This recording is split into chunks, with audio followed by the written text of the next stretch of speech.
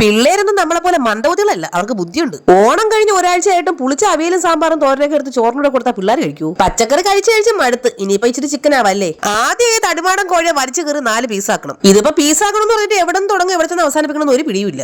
ഈ ചുട്ട കോഴിയെ വരെ പറപ്പിക്കുമെന്ന് കേട്ടിട്ടുണ്ടോ? അങ്ങനെ ചുടാൻ വെച്ച കോഴി കൊടുങ്കാറ്റടിച്ചാൽ പോലും എനിക്ക് പറക്കാൻ പാടില്ല. അതിന് വേണ്ടിട്ട് ഇതുപോലൊരു മരത്തവിയോ ചപ്പാത്തിക്കോലോ എന്തെങ്കിലുമൊക്കെ എടുത്തിട്ട് കോഴിയുടെ കൈയും കാലും ഇങ്ങനെ അടിച്ച് ചമ്മന്തി പരുവാക്കാം. അടിച്ചാൽ തിരിച്ചടിക്കൂലെന്ന് ഉറപ്പുണ്ടെന്ന് പറഞ്ഞ് ഒരുപാട് അടിക്കേണ്ടതായിട്ട് അവസാനം പായസമാവും. ഇനി അടിച്ചുടച്ച് ചമ്മന്തി പരുവാക്കി ചിക്കനിൽ വേണ്ട അറഞ്ചം പുറഞ്ഞ് ഇങ്ങനെ വരയിട്ട് കൊടുക്കാം. ഇനി എന്നെ പോലെ തന്നെ മടിച്ചമാർക്കും വേണ്ടിട്ട് സൂപ്പർ മാർക്കറ്റിൽ ഇറക്കി വെച്ചിരിക്കുന്ന ഇഞ്ചി വെളുത്തുള്ളി പേസ്റ്റ് ടൊമാറ്റോ സോസ് അങ്ങനെ കുറെ സാധനങ്ങൾ വാരി അങ്ങോട്ട് പൂശാം. പിന്നെ ഒരാവശ്യമില്ലെങ്കിൽ ഒരു ചിക്കൻ സ്ക്യൂബും കൂടെ എടുത്തോ. ടൊമാറ്റോയും ചില്ലിയും കൂടെ ചേർന്നിട്ടുള്ള സോസ് ആയിരുന്നു. വെറുതെ എടുത്തോ ടേസ്റ്റ് ചെയ്ത് നോക്കിയതായിരുന്നു. ഒടുക്കത്തെ ഇരുവായിരുന്നേ. ഇതിന്റെ റെസിപ്പി ഒന്നും എന്നോട് ചോദിക്കരുത് കേട്ടോ. കാരണം ഞാൻ ഇന്ന് ഉണ്ടാക്കാൻ ഇടുന്ന സാധനങ്ങളൊന്നും ആയിരിക്കും നാളെ ഉണ്ടാക്കാൻ ഇടുന്നത്. കയ്യിൽ എന്താണ് കിട്ടുന്നത് അതെല്ലാം ഞാൻ വാരിപ്പറക്കി ഇടും. അൽഫാം ഉണ്ടാക്കാനാണ് പ്ലാനിങ്. പക്ഷെ അതിന്റെ കൂടെ ഈ ചില്ലി ഫ്ലെയിംസ് ഇട്ട് കഴിഞ്ഞാൽ എല്ലാം കൂടെ കരിഞ്ഞു പൊരിഞ്ഞ് പണ്ടാരടങ്ങും.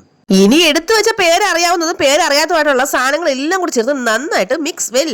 എന്തായാലും മിക്സ് ചെയ്ത് വെച്ച മസാല കാണുമ്പോഴേ അറിയാം എരിഞ്ഞ അടപ്പളകുന്നു. അതുകൊണ്ട് ഇച്ചിരി ഓയിൽ കൂടെ ചേർത്തിട്ട് മിക്സ് ചെയ്യാമേ. ഇനി എല്ലാം കൂടെ ചിക്കനിൽ തേച്ച് ഒരു 2 മണിക്കൂർ റെസ്റ്റ് ചെയ്യാൻ വെച്ചേക്കണേ. അൽഫാം ഉണ്ടാക്കാൻ പോണ ഞാൻ എന്തിനാണ് ഈ അടുപ്പും വിറകും എല്ലാം കാണിക്കണമെന്നല്ലേ. നമ്മുടെ ഇന്നത്തെ അംഗം ഓവനിലും ഗ്രില്ലിലും ഒന്നും അല്ല കേട്ടോ. അതേണ്ട ഈ അടുപ്പത്താണ്, കാരണം കറണ്ടില്ല. ഇനി KSEB അണിയറ പ്രവർത്തകരെ എല്ലാം നന്നായിട്ട് മനസ്സിൽ ധ്യാനിച്ചുകൊണ്ട് തീ അങ്ങോട്ട് വാരി കൂട്ടിയിട്ട് കത്തിക്കാം. എന്നിട്ട് ആ തീയുടെ നെഞ്ചത്തേക്ക് ഇതേണ്ട ഇതുപോലെ ഒരു കടായി പാത്രം വെക്കണേ. ഇത് കടായി അല്ല കേട്ടോ, കേടായ പാത്രമാണ്. ഇനി ഒരു ഇച്ചിരി ഓയിൽ ഒഴിച്ചിട്ട് നന്നായിട്ട് ചിക്കൻ തിരിച്ചു മറിച്ചിട്ട് വേവിച്ചെടുക്കാം. ആക്രാന്തം മൂത്തിട്ട് 2 പീസ് ചിക്കൻ ഒരുമിച്ചെടുത്ത് ഇട്ടതായിരുന്നു. ഇനി പാത്രം ചെറുതായതുകൊണ്ടാണോ മുതുക്ക് ചിക്കൻ പീസ് ആയതുകൊണ്ടാണോ എന്ന് അറിയാൻ വയ്യ. സംഭവം കിടക്കുന്നില്ല.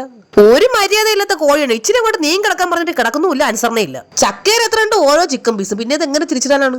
ഒരു ചിക്കൻ പീസ് തിരിച്ചിടുമ്പോൾ നേണ്ട കോഴി താറാവായിട്ട് കിടക്കുന്നു. ആഹാ, ഇത്രയും വോൾട്ടേജ് ഈ ഇടയ്ക്ക് ഈ ഏരിയയിൽ ഉണ്ടായിട്ടില്ല. അതല്ലെങ്കിൽ അങ്ങനെയാണ്. എന്തെങ്കിലും ചെയ്യാൻ തുടങ്ങിയ കറണ്ട് കാണൂല. എന്നാൽ ചെയ്ത് പകുതിയാകുമ്പോൾ കറണ്ട് വരും. ചിക്കന്റെ മണം അടിച്ച് ചില കാട്ടുപൂച്ചകൾ ഇവിടെ കിടന്ന് കറങ്ങുന്നുണ്ട് കേട്ടോ. ചിക്കൻ വേഗം ഇച്ചിരി താമസിച്ചാൽ എന്താ, പാത്രം നല്ല അന്തസ്സായിട്ട് കരിഞ്ഞു പൊരിഞ്ഞിരിപ്പുണ്ടേ. അങ്ങനെ ഓവനും ഗ്രില്ലും ഒന്നും ഇല്ലാതെ നല്ല അടിപൊളി അൽഫാം ഇവിടെ തയ്യാറായിട്ടുണ്ടേ. കൂടെ കഴിക്കാൻ നല്ല അടിപൊളി മയോണീസും പിന്നെ നല്ല ചപ്പാത്തിയും പിന്നെ നമ്മുടെ അൽഫാമും. തോരനും അവിയലും സാമ്പാറും എല്ലാം കഴിച്ച് മടുത്ത അവസ്ഥയായിരുന്നു. യവനാ പ്ലേറ്റെങ്കിലും ഇവിടെ ബാക്കി വെച്ചാൽ മതിയായിരുന്നു. ഒരു പീസ് ചിക്കൻ ഇങ്ങോട്ട് മുറിച്ചെടുത്തിട്ട് ക്രീമി ആയിട്ടുള്ള മയോണീസിനെ മുക്കി അങ്ങോട്ട് കഴിക്കണം. ആഹാ, കുറച്ച് ദിവസമായിട്ട് ശബ്ദത്തിന് എന്ത് പറ്റി, വോയിസ് കൊടുക്കുന്നത് ആരാണെന്നൊക്കെ കുറെ പേര് കമന്റിലൂടെ ചോദിച്ചായിരുന്നേ. ആരും പേടിക്കേണ്ട, ഞാൻ തന്നെയാണ്. ജലദോഷമാണ്. ചിക്കന്റെ മണം അടിച്ചിട്ട് ഉറങ്ങിക്കിടന്ന ശീതോട് വരെ എണീറ്റിട്ടുണ്ടേ. ചാനൽ സബ്സ്ക്രൈബ് ചെയ്യാൻ മറക്കരുതേ. ടാറ്റാ.